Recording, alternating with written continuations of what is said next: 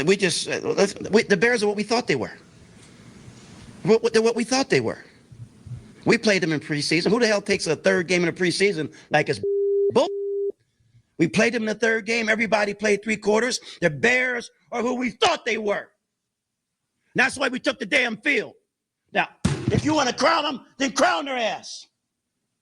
But they are who we thought they were. And we let them off the hook.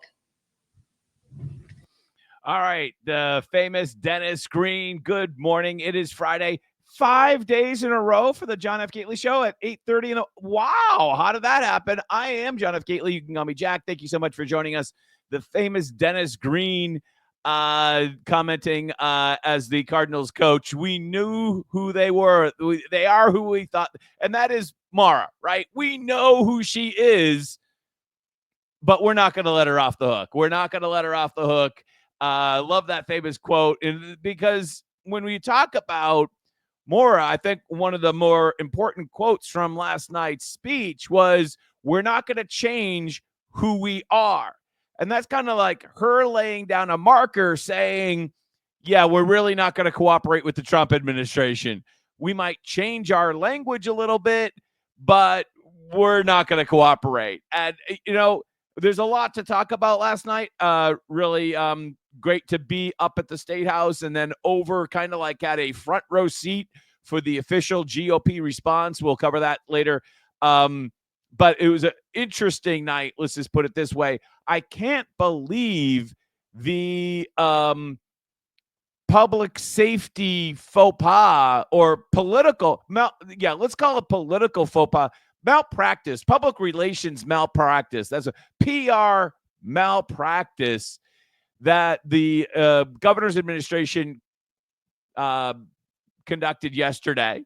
It's just unbelievably foolish to come out on the day of the State of the State speech with new regulations in wake of the LA fires that they are now going to withhold fire safety grants if your community does not comply with the MBTA Communities Act by February 13th. I mean, like it's like the right hand, or as I think Representative Vaughn said the other day, last night in his speech, the left hand doesn't know what the far left hand is doing, which I thought was, I'm pretty sure that was from his speech last night, if I'm not mistaken.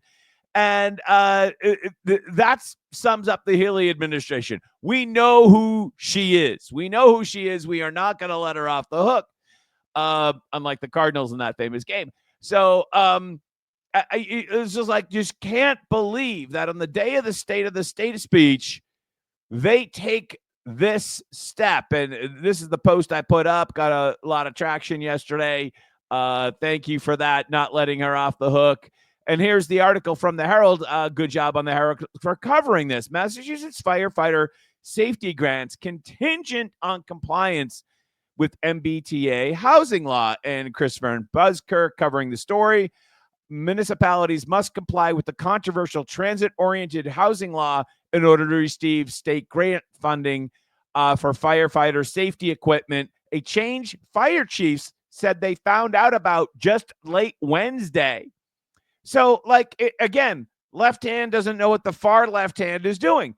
Tying state grant dollars to compliance with housing law comes after thousands of acres were burned by local brush in LA. I mean, how could you? This is really bad timing. Really bad. It's bad. It's bad timing. It's political malpractice. It's PR malpractice. But it's also really bad policy. And it reminds me of kind of like Washington, D.C., where they try to pass everything in one bill. And so all of a sudden you're passing some bill about agricultural subsidies, and it includes like a requirement that we send X amount of dollars to Ukraine, or like two separate complete things. But Maura wants to get them all tied up together. Fire chief spoke to the Herald Thursday, said the Healey administration changed the requirements for the FY25 fire safety equipment program on Wednesday in an email that the state fire marshal sent out. an additional required change of eligibility requirements for the safety program. And they did get a email attachment, which actually we have. A great job for the Herald for bringing this up. And this probably won't show very well on your program, but literally they highlighted it in yellow on page 4, which I also posted. You can find it on my X account, John F. Gately. The receipt of grant funds is contingent upon being above MBTA community. You know the headline. You know the thing. And I don't know if you've noticed, but even though the SJC supported the law, there are still, 30-something communities that are not in favor of it and have not complied. And I mean, if you want to withhold state money, you might think about withholding state money on a different topic, but not on fire safety, and certainly optically not after the LA. How dumb can you be? We know who you are. So I asked State Representative Marcus Vaughn about this last night, did a quick interview. You can find it on my X. We won't play it over, but he was the first person I got a chance to ask about. But also, I believe that freshman State Representative Ken Sweezy, I think he has a district down in the Duxbury, Pembroke, kind of like Route 3 corridor. And I don't know how many towns he represents, but I'm just going to say, 3 out of 4 out of 5 of the towns that he have all declined to adopt this program, this MBTA Communities Act. And here's his tweet. I'm glad I put it out yesterday afternoon. Absolutely unacceptable. The administration continues to go in the wrong direction by hurting our towns and our residents. How long until someone gets hurt? Because the governor doesn't like that towns are standing up for themselves. I continue to support our towns. Excellent position, Representative. I'm glad you took that. And I'm glad that as a freshman state representative, a lot of freshman state representatives are supposed to be seen, not heard.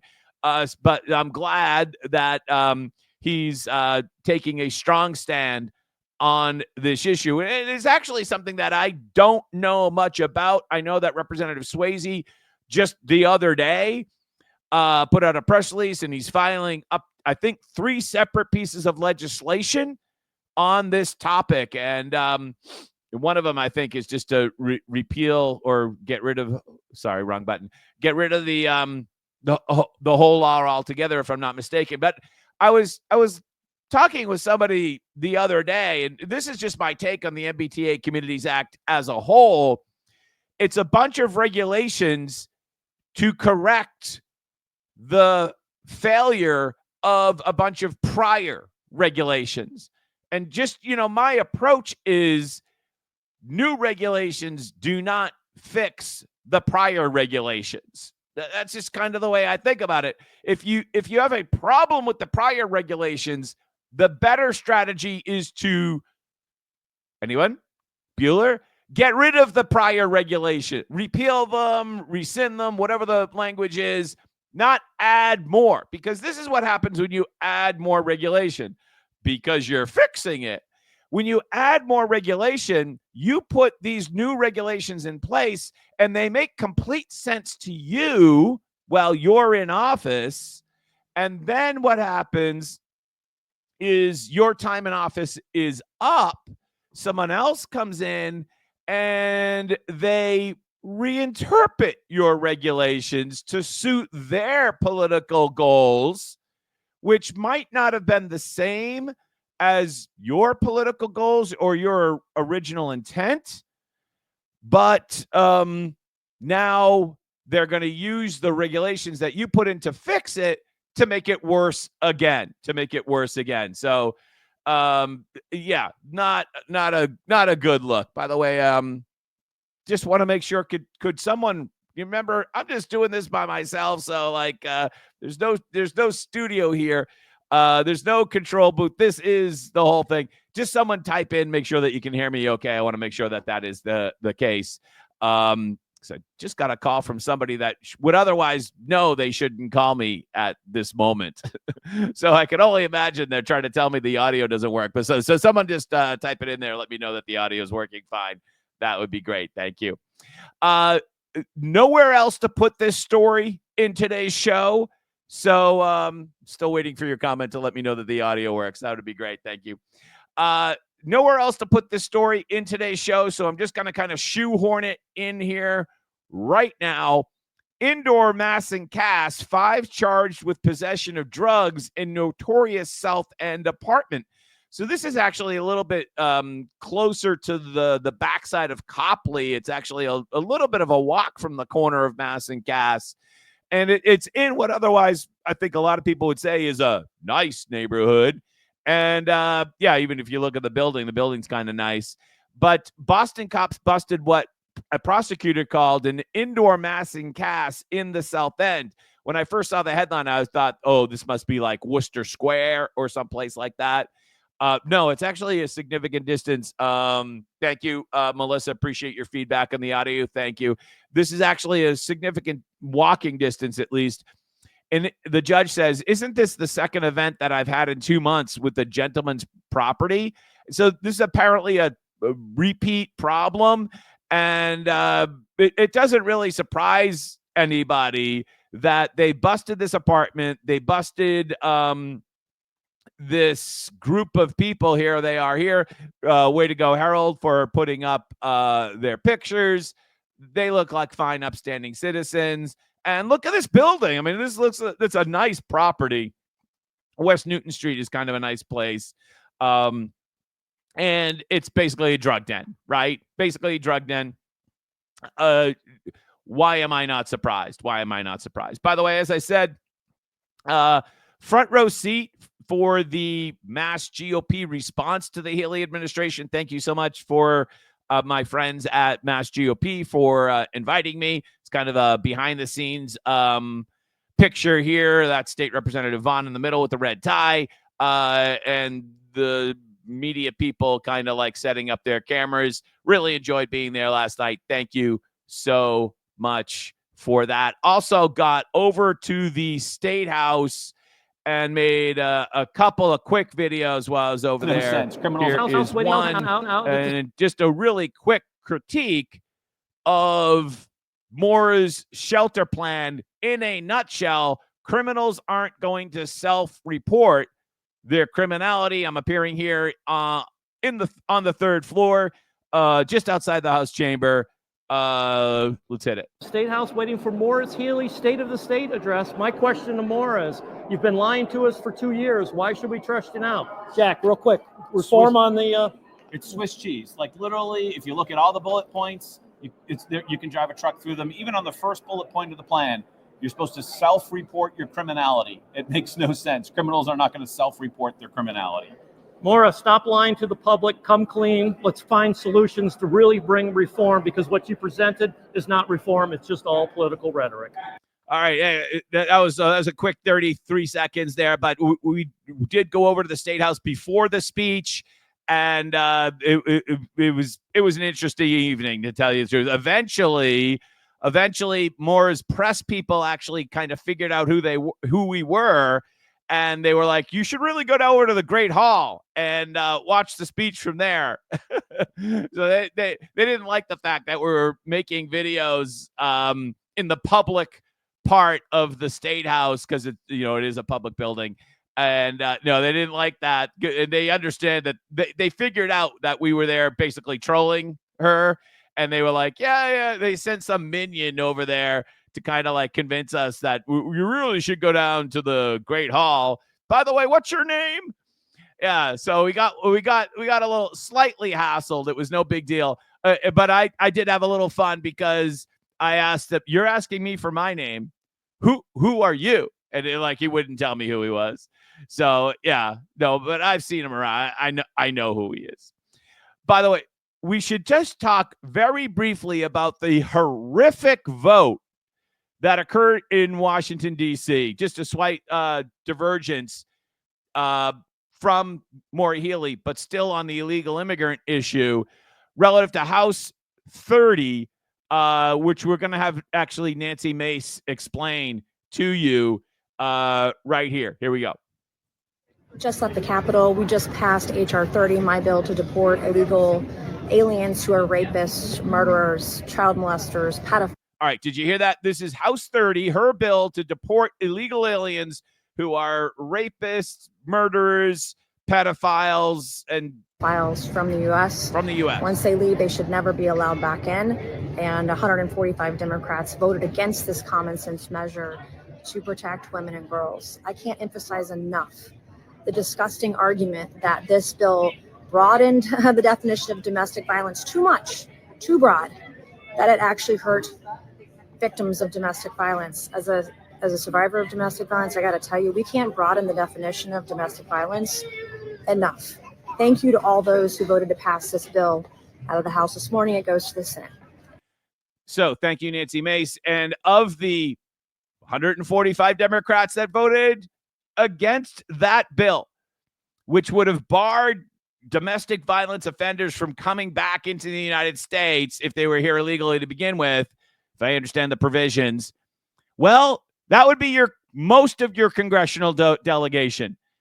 Neal, Auchincloss, Clark, Presley, Keating, and McGovern all voted against that bill. And Seth Moulton, he abstained, which is just as bad. As far as I'm concerned, Seth Moulton, you cannot straddle the fence on this issue. And actually, I think even Seth Moulton's vote is even more cowardly. Yes, it is more cowardly. Take a stand. Either vote for it or against it, but don't abstain on an issue like this. You have a position, and the fact that you abstained on an issue like this, tremendously cowardly on Seth. But I don't know if he is on some type of mission just to piss off everybody, but he's doing a really good job at that, doing an incredibly good job at that. Let's get back to Maura. Thank you very, very much, Melissa, Melissa, for letting me know that the audio is working. Now, both of these statements are versions of the same thing. I think this was the important statement from last night from a big picture point of view. We're going to get rather into some details in a minute. But this statement from Maura last night, I assure you, we will take every opportunity to work with the federal government. And now here comes the qualifiers, in any way that benefits Massachusetts. So if you understand how Maura thinks as a lawyer, not like as a real person, but as a lawyer, that means we'll only act if it benefits Massachusetts, but not necessarily if it is compliance with the law. Right? So we'll only do the right thing if it benefits us, is basically how she's saying it.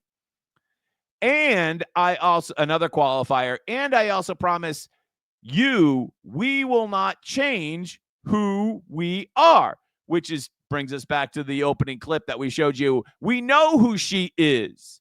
When she says she's not going to change who we are, she means exactly the same thing that she told Larry O'Donnell right after the election. If the Trump administration requests it, would the Massachusetts State Police assist in mass deportations? No, absolutely not. But, let me say this. I do think it's important. I'm not going to let you say this. It's the same exact thing. It's a fancier speechwriter way of saying it, but it's the same exact thing. We are not going to cooperate. Because why?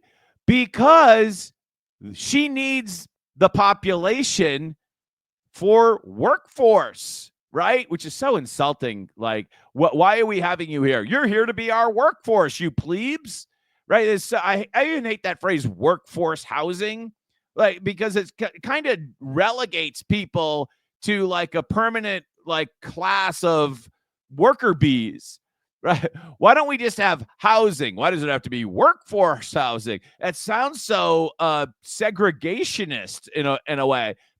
All right, yeah, you know where I'm going with that, but it's so insulting.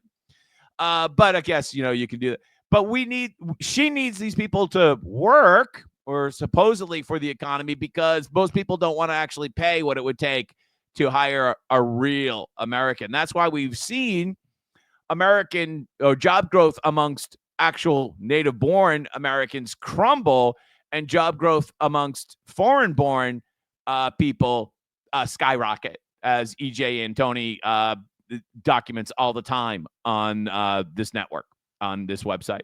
All right, so moving on, we have a quote from Maura that we're going to hold her to.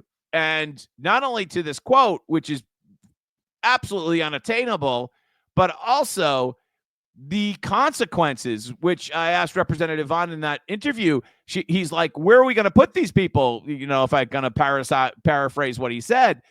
But on the crowded shelter system, which she spent 2 minutes of her 1 hour speech on, Healey pledges to, quote, get families out of hotels for good in 2025. Urges passage of a federal border security law. Because remember, the fact that we're the only state in the country that has this law, that means obviously it's the federal government's problem. Right? That makes entire sense. Healey pledges to get families out of hotels for good in 2025.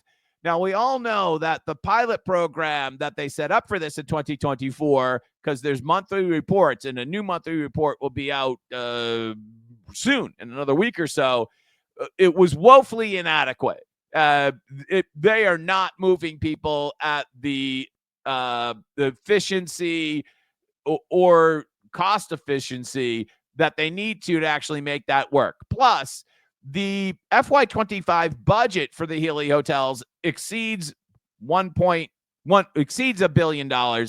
And actually, the official projection for FY26 also exceeds $1 billion.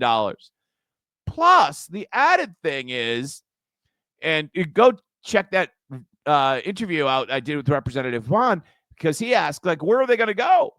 And the plan is, according to Maura Healey, by the end of 2025, when she gets rid of everybody out of the hotels, the theory is that they're going to massively increase the subsidies for a program called Home Base to, $25,000 a year, and move these thousands and thousands and thousands of families into the private apartment rental market.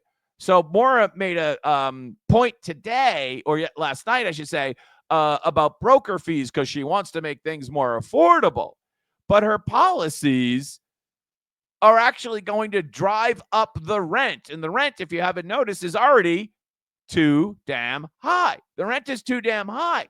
And so this I want to get everybody out of the hotels means that they're now going to compete against you so that your rent is higher. And not only, if that doesn't burn you enough, not only that, is that when you're working your job as a landscaper or at Dunkin' Donuts, or you work at Walmart or whatever, part of your tax dollars is actually going to go to subsidize the rent for people that you now have to pay more to compete with to get that apartment.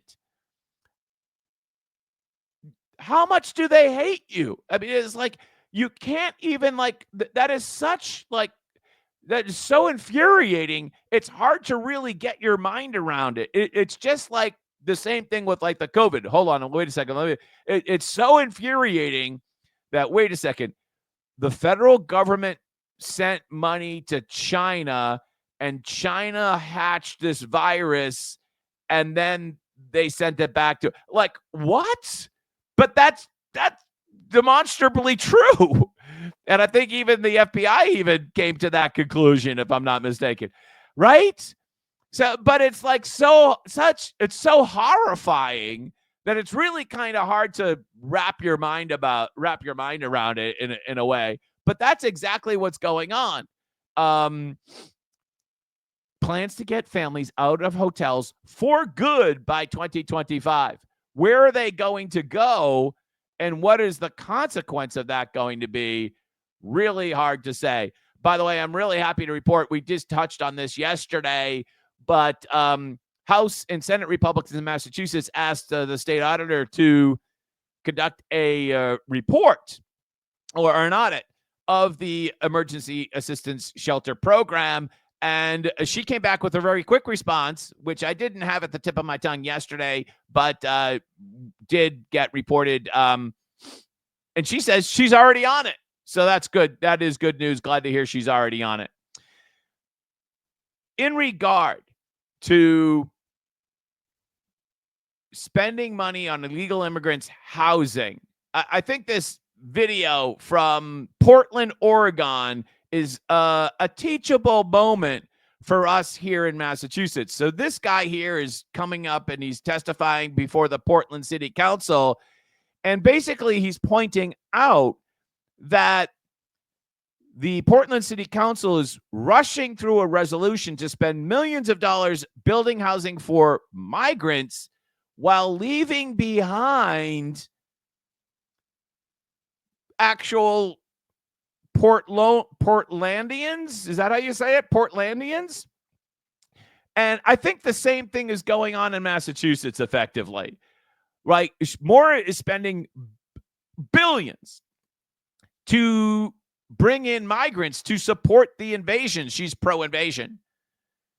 And she's taking some of that money. Where does she get it from? Partly from a lot, almost it all comes from you. She's taking it out of your pocket to support them, and she's putting them at the front of the line. Here's this guy from Portland. This is kind of like a parallel quote. It's just a glory show. That there's no concern about the timing of life-saving deliverables.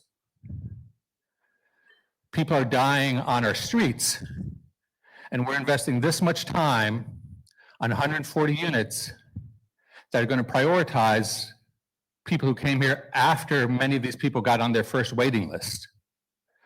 Now, I'm very in favor of us pushing very hard to wrestle from the federal government money to give adequate and proper living conditions to all refugees and asylum seekers. We can't throw them in a pot with neighbors that have been on housing waiting lists for over 12 years. All right, so you get the thing. This guy's a lefty, but he's not that far left. He wants to give money to migrants, which I'm not in favor, but he's also like, we got to help the real Americans first. Even this guy gets it. But your elected officials, whether they're in Portland, Oregon, or in Massachusetts, they don't get it. They want those bodies, as we've covered here, they want those bodies to protect. They want those bodies to protect their congressional seats. There are some bodies that they don't want. Has never been more important, including our unshakable commitment to reproductive health care for all who need it, for all who provide it. We're going to protect women's access to needed care, and we're going to protect those who provide it. So if your body comes from Honduras, fantastic. They're going to protect you. But if you're giving birth or pregnant, or if you want to terminate your pregnancy, no, you go right ahead. Help yourself. We're going to. Why don't they ever say abortion? Why can't they ever say it? They say it's health care. It's not health care for the child, as like many people have pointed out. And oh, by the way, if you want to actually say that here in Massachusetts, where a lot of dissent is not tolerated, if you want to run a pregnancy crisis center and actually give people choices, oh no, we're going to take your tax dollars and actually run TV ads using government money. Hold on, wait a second. Government money, taxpayer money, against your viewpoint, right? Have you seen these ads that are target pregnancy crisis centers? Unbelievable. And in a place where there is absolutely no chance that any type of abortion restriction is going to happen. I mean, that's just not feasible. It's not going to happen. Why does the Healey administration have to make sure that anybody else's voice is completely crushed, right? It's almost as if they're insecure with having another point of view. We know who she is. This post here by Maura Healey, someone pointed out that the comments are just absolutely brutal. You go through the comments on this, it is just brutal. I think someone said that check out the ratio, which from what I understand is the ratio between positive and negative comments. Brutal on that particular post, even though, I mean, and this does kind of speak to the fact that a lot of your, how do I want to say this, lefty people, they're over at Blue Cry, right? I remember 10 years ago on Twitter 1.0, Twitter 1.0 was dominated by far lefties, or at least there was a strong, healthy percentage of them. A lot of them have quit social media altogether, or they're over on Blue Cry, but they're gone, right? And now, for those of us who enjoy free speech, we're now here on X. We're now here on X, or Twitter 2.0, whatever you want to call it. Mass Fiscal Alliance. Massachusetts Fiscal Alliance, Paul Craney. Healey's ambitious spending plans and lofty goals lack the substance needed to address the tremendous structural challenges facing our state. The administration's refusal to embrace meaningful tax cuts, prioritize cost containment, reformed outdated laws, and roll back harmful energy mandates only to exacerbate the competitiveness and affordability crises Massachusetts families face. Excellent statement by Mr. Craney. I'm glad he added it there. When you scroll down, talk about being ratioed. Here is Maura Healey. Today's the day. Watch the 2025 State of the Commonwealth speech. Cape Cod Concerns Citizens came out with a tweet or a post or whatever they call it now of top 10. This is great. I'm pretty sure I reposted it myself. If not, I at least bookmarked it. And it's just like, are you going to talk about these accomplishments? Squandered $1 billion on taxpayer, right? Offshore wind debacle. Said things will happen. Used economic bill to provide protection for predatory lending. Sucked up to Kamala Harris to boost your DC aspirations. Awarded zero bid contracts to feed, house, and transport illegal aliens. It just goes on. So great job, Cape Cod Concerned Citizens. I'm glad you did that. So shifting gears slightly, there was a tremendously effective takedown of the whole green energy BS in Washington, D.C. yesterday. And we're going to actually bring this back to how this affects Massachusetts in a second. But Jody Baldwin Stone pointed out, no words to frame this appropriately. The stupidity is just beyond words. 4 more days. That's right. On Monday, which is now what? I guess 3 or 4 more days later, Trump comes, right? Trump is coming. Hang on, I'm coming. The old Sam and Dave song, right? Watch this mic drop moment from President Trump's Treasury Secretary nominee, Scott Bessonette, destroying the Democrats' war on fossil fuels. Let's take a listen. Now there is a big effort in the Trump administration to reverse it. I think that's going to be bad for the economy, but it is going to be damn good for China because we are in an arms race on clean energy with them. Are you going to be on the side of people who want to unravel this? Senator? Wait for it. It's coming. Senator Wyden, just so we can frame this for everyone in the room, China will build 100 new coal plants this year. There is not a clean energy race. There is an energy race. China will build. There is not a clean energy race. There's an energy race. And I don't know if you know this, but everything runs on energy. 10 nuclear plants this year. That is not solar. How many nuclear plants are we building this year? And why isn't that considered green? I am in favor of more nuclear plants. And I would note that the IRA, as scored by the CBO, is wildly out of control in terms of spending on the upside.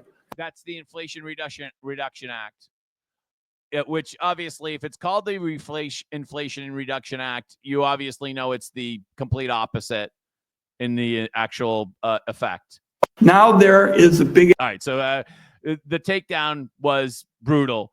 And the reason I bring this up is, again, from Jody Baldwin Stone, this will end New England as we know it without question. This isn't even up for debate. When are you journalists going to get it, report the truth, and see what's happening in your own very eyes? So if you've never actually seen how big the offshore wind situation is here, just off the coast, these are supposed wind farms, and we should really call them wind factories or foreign infrastructure, because almost all of them are built by European companies, just off our coast. Just off the coast. And we talked about this with Trump, because Trump is considering, and Congressman Van Drew from New Jersey is drafting an executive order that would put in a 6-month freeze on all wind farm construction. And you might say, okay, well, 6 months, they'll stop, and then 6 months later, they'll start again. That's not exactly how this works. When an administration puts in a 6-month freeze on something, once something is frozen, it tends to remain frozen. It sends a message, a chilling message. It has a chilling effect. I think that's a good way to think about it. And also, the very fact, because these things are so big and you got to move ships and installation and hire people, it's not something you just show up. It's not like an Amish barn raising where you just show up and build the barn in one day, you know? By the way, if the Amish were building the windmills, they'd probably all be installed by now.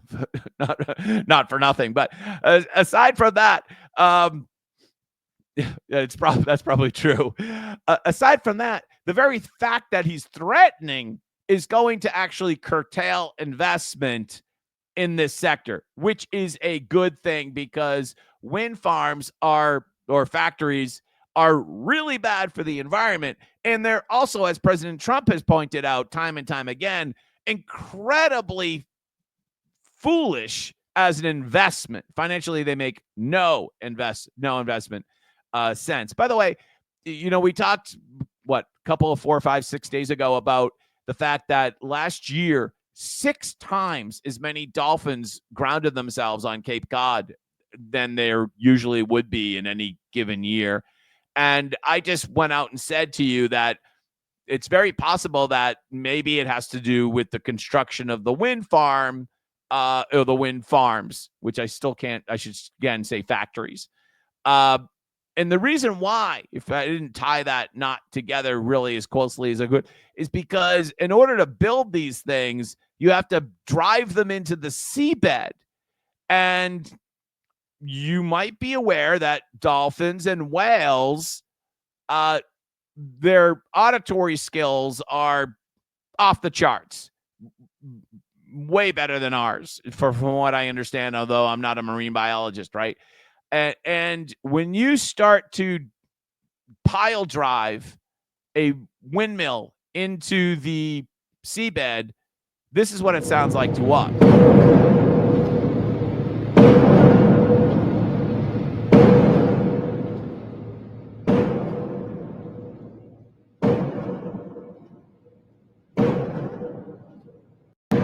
And I don't know if that is disturbing to you, but I'm guessing it might be wicked disturbing to a dolphin or a whale. Wicked disturbing to a dolphin or a whale. Like hard to really believe. And that maybe, I'm just saying, like the name of the virus is the name of the lab, right? I'm just saying that those things seems to be completely and absolutely connected. There's no proof of that, but I'm just saying, oh, yeah, it seems to be. Right. And President Trump understands that innately, especially the economics of it. Right. I don't think anyone's going out and saying President Trump is the greatest environmentalist of all time, but he knows the math from an economic point of view. And this is definitely a situation where people that are following the economics and people that are following the environmentalists, they're coming together. I saw that over the summertime when I went to Nantucket. Which you know what? Well, let's just talk about Nantucket right now because they came up in conversation. But I am so glad that they're really tackling the important issues. Nantucket considering island-wide ban on pickleball courts, Nantucket Current, which is one of my favorite island newspapers, I guess they are. But thank you, Jason. Oh, God, I'm not even going to pronounce your last name. But I'm so glad that they are focused on what is important over on Nantucket, and that is banning pickleball courts, the scourge of pickleball courts. By the way, just noticing that one of their banner ads is for your cannabis dispensary. So bad pickleball courts, cannabis or marijuana, yeah, knock yourself out. We got plenty of that. So this is a story I wanted to cover yesterday. I wanted to cover it yesterday, but I was just ran out of time yesterday because a city councilor, Nguyen, I think is how you pronounce it, Massachusetts' first non-binary official, according to the anti-Woo coalition, is taking a month-long leave of absence citing transphobia and to prioritize their mental and emotional energy. Complaints came after they were called it and misgendered several times in council meetings. They have also filed complaints against the mayor.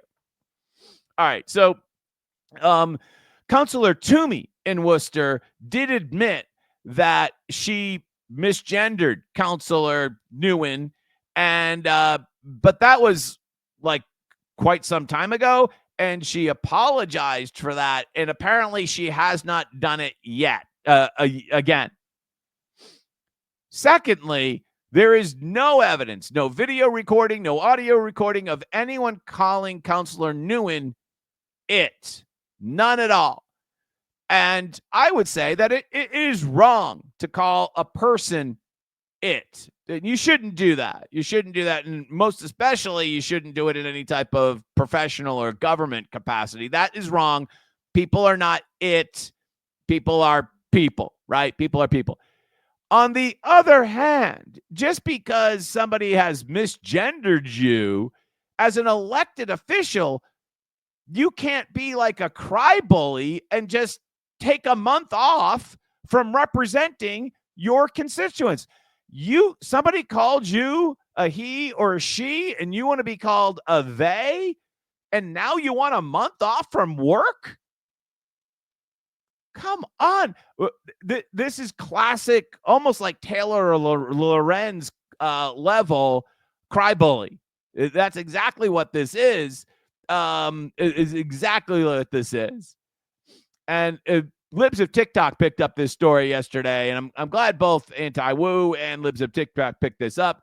Meet Ty Nguyen, the non-binary city councilor from Worcester. She just announced she's taking a month off from work because she was misgendered. I'm not kidding. This is real. And all credit to Libs of TikTok here for using the pronoun she. And, you know, just so that you understand how I feel about this, as a consenting adult, I don't care who you sleep with. And in fact, some of this is going to disappoint my audience, but I was for same-sex marriage way before the Democrat Party was. The Democrat Party was pushing don't ask, don't tell, and civil unions, which are separate and inherently unequal, while I was in favor of same-sex marriage literally 30 years ago. And what I was just like, this is a really simple issue. If you're a consenting adult, I don't really care who you marry. More love, great.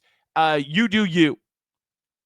But don't force, as Jordan Peterson famously made himself famous, don't force me to change my language and then make that some type of crime because I won't call you a they when clearly you're a her. And so that's where we move from being a tolerant, pluralistic society, which is what we should be, to actually enforcing other people. That's where we move from, hey, let me go do my thing, to now I'm going to enforce you to comply with my values. No, you go do your thing. But you're clearly a she, so I'm going to call you a she. And if you're offended by that, don't take a month off from work if you want to be a city councilor. It is not a crime to call you a she if you're actually a she. This is a fact for all of time. 2000, way more than 2000. Since the beginning of man. Oh my God, did I just say that? Since the beginning of humankind, let me just say it the politically correct way. Since the beginning of man, there are only two genders, right? You're either a man or a woman. You're a boy or a girl. That's what I know that's difficult for some people, but that's what it is. And if you want to be non-binary and you want to live your life that way as a consenting adult, knock yourself out, but don't force your values on me. And again, I'm saying this as somebody I'm for same-sex marriage and have been way before almost all of you were for it. You know, you people were in favor of civil unions, which was inherently wrong.